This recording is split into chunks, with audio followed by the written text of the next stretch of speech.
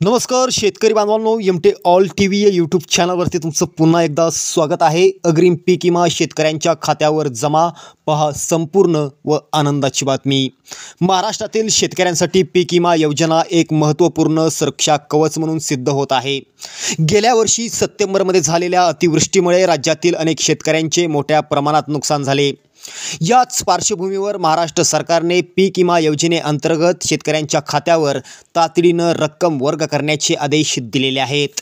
तात्काळ मदतीचा निर्णय 25% रक्कम होणार जमा।